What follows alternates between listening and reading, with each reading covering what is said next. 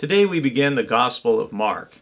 Mark is generally thought by biblical scholars to reflect the perspective and memory of the Apostle Peter as told to John Mark. It is the earliest recollection or story of Jesus' life and ministry to be written down.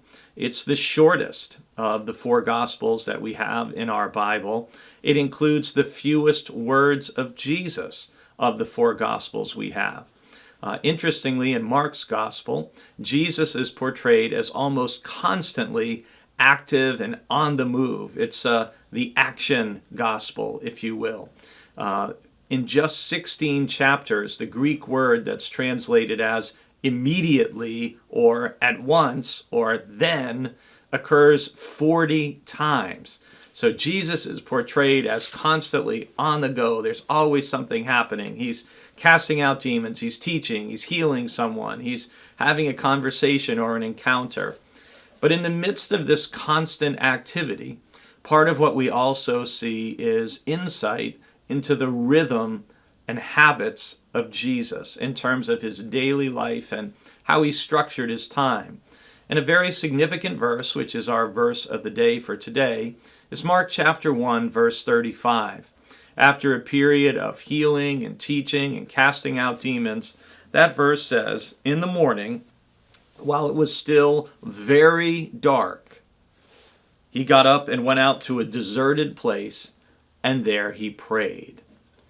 Part of the rhythm of Jesus' life that we see in all the Gospels, but especially in Mark's, is this rhythm of Jesus moving from solitude to multitude.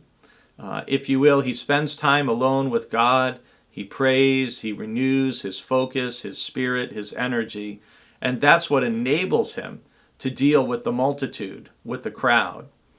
Interestingly, after this verse, Peter comes looking for him, and Peter, if you think of him like the second in command, he's all excited. Hey, all these people are searching for you. Let's go. Business is booming. Yeah. And Jesus says, well, we're actually going to go on to the neighboring towns so that I can proclaim the message there also, for that's what I came out to do. It's kind of interesting to me that Peter would think, well, hey, we're having great success here. Let's build it. Let's go and expand on what's happening. And Jesus takes time alone with God and says, no, it's time to move on. It's time to keep preaching the message. It's time to stay on purpose. And I find that's one of the things that having a regular quiet time with God does for any of us, is it gives us a chance to renew our relationship with God, to hear from the Spirit, and to continue to receive guidance about what should I do today? Where do I go? How do I conduct myself?